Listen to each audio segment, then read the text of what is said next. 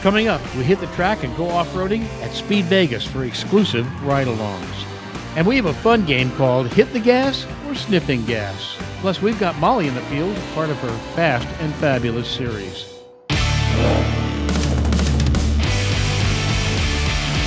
And thank you for joining us. We appreciate this. This is Driver's Talk, and I'm Rick Titus.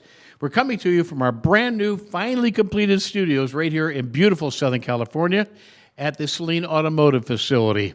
What do you think, Jay? We waited a lot of months for this. And we primed this, too. We showed some photographs on Instagram. I heard there was some spy leakage. Very proud. Very proud. Welcome home, man. Behind me, of course, is Spencer Crick doing the engineering work. Give him a wave, Spence. Come on. That said, Jay, you want to leave with some automotive news? Should we jump in there? Yeah, I think one of the more significant stories that has happened in the last few weeks has been the announcement that the Smart car will be removed from the U.S. market and Canadian markets. Daimler is finally pulling Smart. Now, one of our colleagues, Mike Amusio, has predicted this on our prediction show 2 years running, that Smart would be out of gas or out of battery power. This thing was getting CPR for a long time. The patient had really died a couple, 3 years back, if you want the truth. And I've owned a Smart car. In the right application, it was a doable car, but a lot of people use them in the wrong application. Now, I'm not the bearer of great news here, because in Southern California, taking dune buggies to the grand dunes of some of the beaches here, in particular Pismo,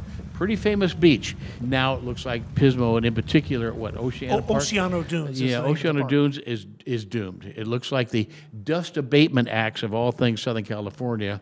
You can defecate in the street, but you cannot make dust. So listen, in previous shows, we talked about something called a composite bed in a pickup truck. Yeah, this has been a kicked around dialogue. Yeah. And so we're repeating ourselves just a little bit, but you and I both speculated, hey, somebody better tip some cinder blocks into those beds to figure out if it's even going to work. Apparently, the bed has come from that very idea. And that's a carbon fiber composite bed.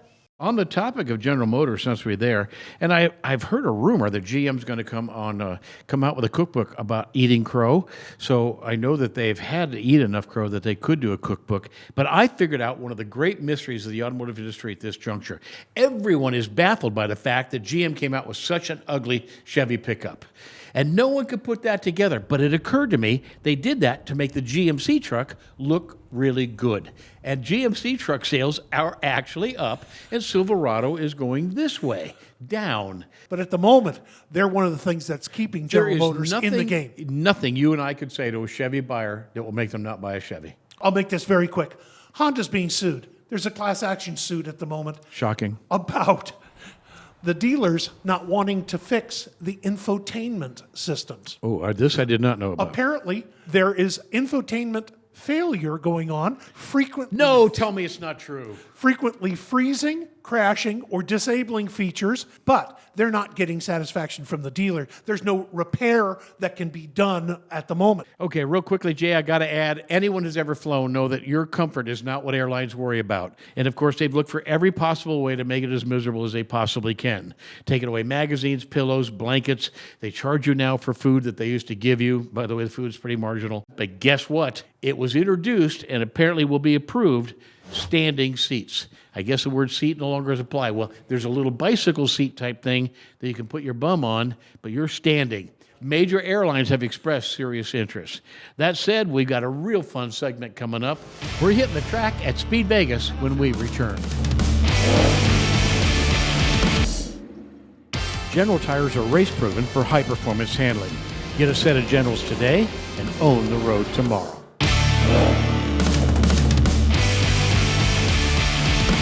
And welcome back to Driver's Talk. Rick Titus, Jay Dalton, and Spencer Crick. Our special guest, which we teased at the front of the show, is in studio now, Scott Johnson. Thank you for being here. You bet. Scott was an enthusiast that we chose to go through SpeedVegas. If you do not know what SpeedVegas is all about, and we love the folks over there, it's a facility wherein you can drive expensive exotic cars, and I might add, quite rapidly on their own racetrack.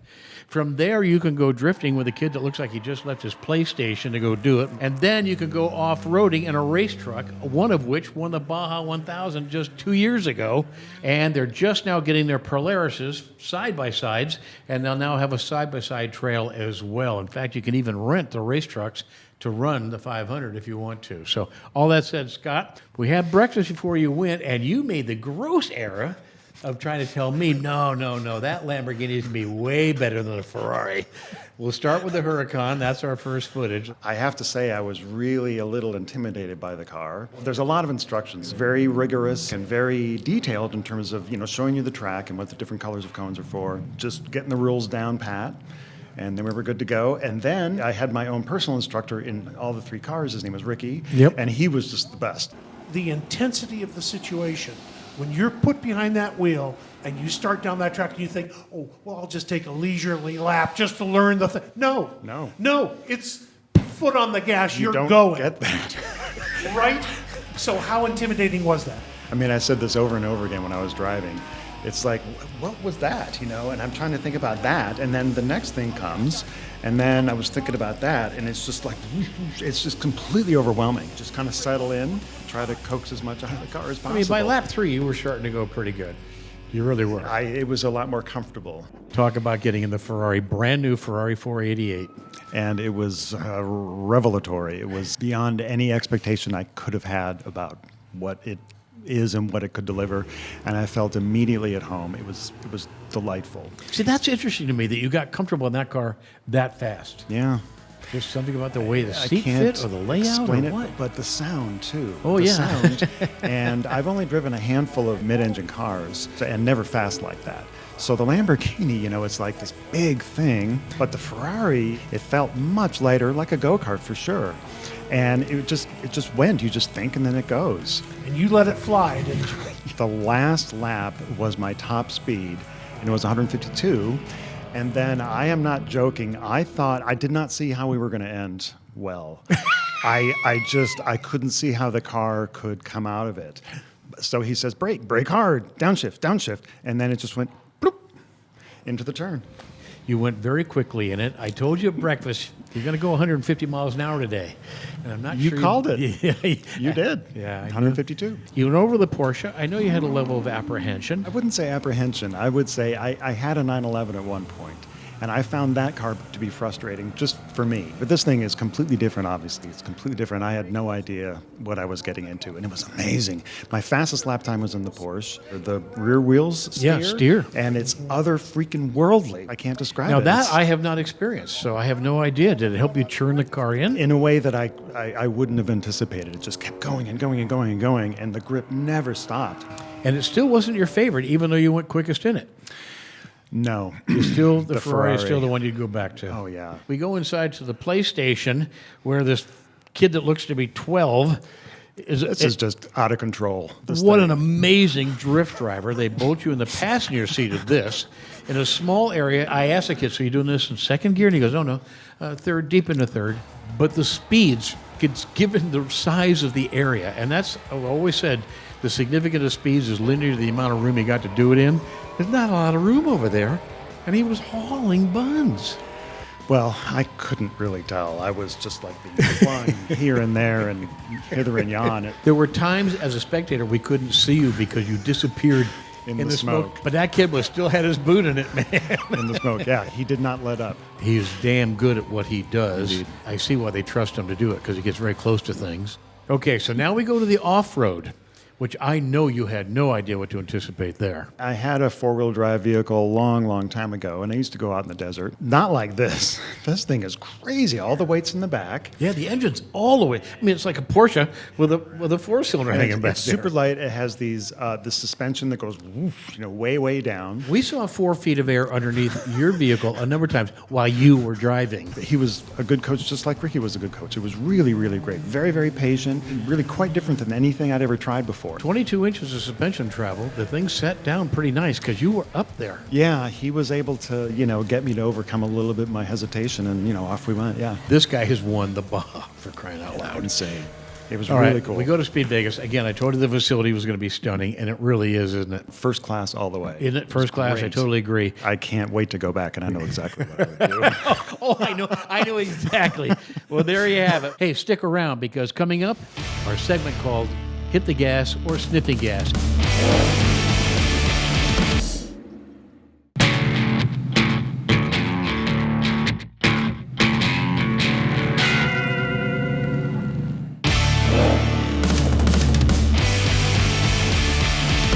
And welcome back to Driver's Talk. Rick Titus, Jay Dalton, and the guy we report to, and that, of course, is Greg Stacy. The fact that you're here makes me a little nervous, Greg. Am I too close? You know, but what are you thinking about?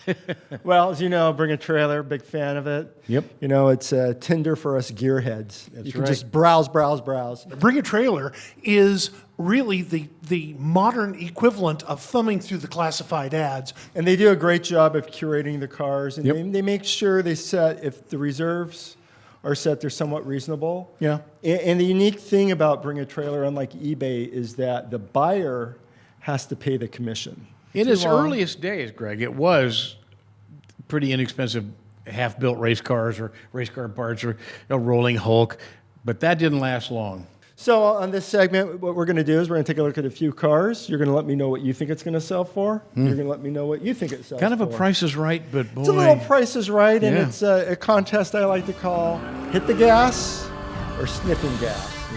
So I think you'll know which one you want to be. So without further ado, we have a beautiful L28 powered 1973 Datsun 240Zs. Having owned about 5 of these I cars. was going to say, this happens to be a brand of car you know a lot about. Well, I never had I actually did have an L28 powered one. But anyway, here's a nice example. The appearance is really quite acceptable. Everything looks chromed, straightforward, nothing missing on the car. California. Aftermarket wheels, which appear to be kind of a mini light wheel with a very red interior. By very red, it's a two-tone red, magenta, and With a pretty popular serious red. pink hue to it. Careful if you've re-dyed the interior of these cars, it can shed. One of the things I do like about Bring a Trailer is there are a lot of detail shots, Greg. They really do. It's a great job. You're not buying blind. I mean, you get a pretty good look. Now, also on this car with the L28 block, that means it's got a 280Z motor in there, not the original 240. It's running downdrafts right here. The DGVs is a pretty popular upgrade in the 80s and 90s, and I had them on a couple of mine, and they're acceptable. This is one man's interpretation of more of a maximum 240, if you think about it. It's a bit of a resto mod, kind of, if you want I to think call that's it a that. good way to classify it. It's a resto mod, yeah.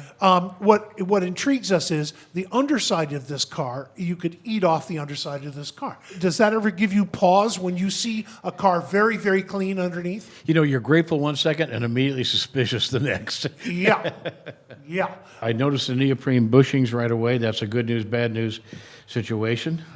If you're going to do hard cornering, it's a good way to go. Why is that oil pan coated? I'm not sure. Is that a sound suppression thing or why?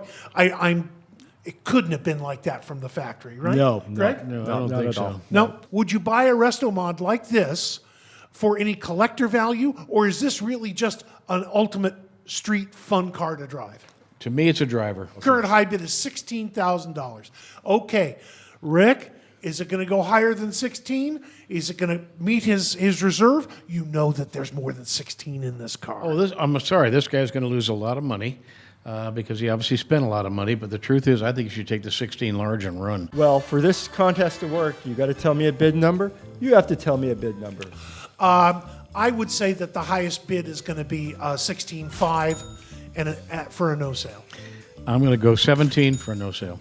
Okay. Some Hey, fool's just going to have the thing Well, and the pay foolish thing money. is, we may be the fools in this because that may still have enough collectability and enough demand from somebody who's into the Japanese product to run with that because that car's really well done for what it is. Did you see the interior? Other than the color of the interior, if I had that kind of money laying around and I wanted another Z, I think anything under 20 is not that bad of a buy. You seem to appreciate it more than we did, I have to say.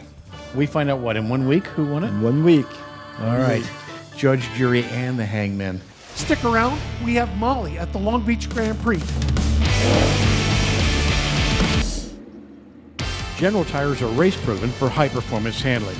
Get a set of Generals today and own the road tomorrow.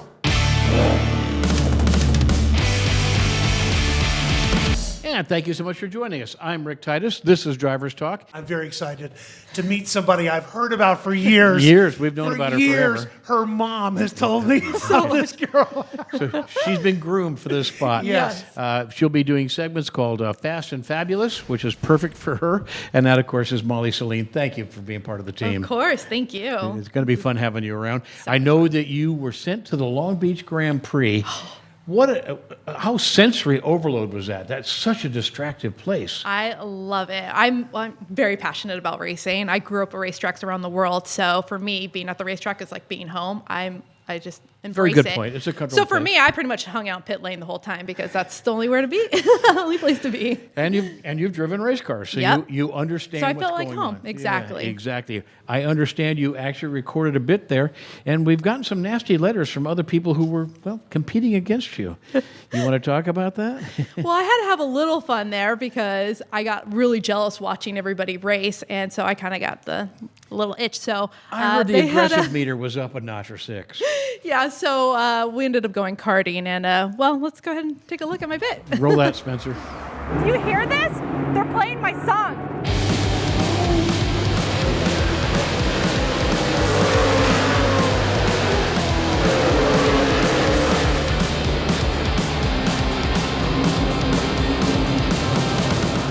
For every minute that these cars are on the track, it takes hundreds of hours to get a race car prepared for race day. And walking the paddock is an awesome way to see the mechanics do their work.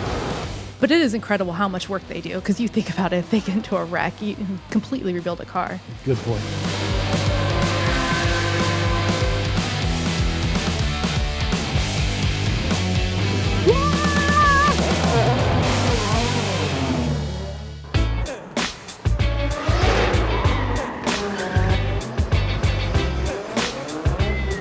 If you need to beat the heat, come into the Expo Center because honestly, whatever you're looking for, it's probably here.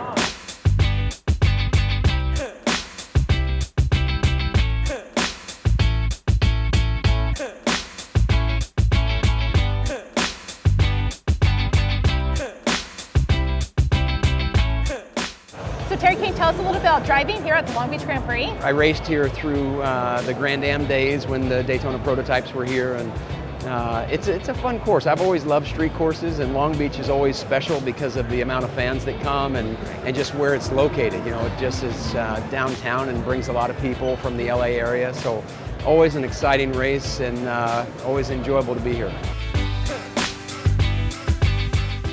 Look how comfortable these guys look. I'm definitely coming back and doing this. Right. Yes, look at the Hot Wheels. Any Yep. collectibles? Yeah, oh yeah, I found a Ford GT. I was super sad they didn't have any Selene.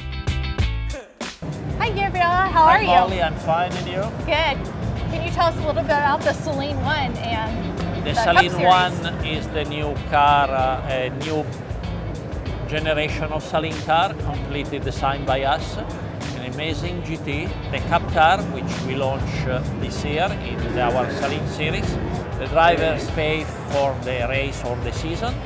We provide everything. The car, the mechanics, the engineers, and we will have a young category because we want to help young drivers to move on in motorsport. Right. And the gentleman driver category. And ladies. And ladies, of Yeah. course, gentle ladies. And what is interesting is that the winners of the two categories, we will put them together in our future GT4 for a fully paid season. Well, we're looking forward to it, and thank We you are. so much. This is where I had so much fun. This is where the hate They mail had a came track, from. and we were like, come on. I know I'm supposed to be working today, but I got so jealous watching all those Indy cars race today, so here I am. I can't resist. These guys have no idea what they're in for.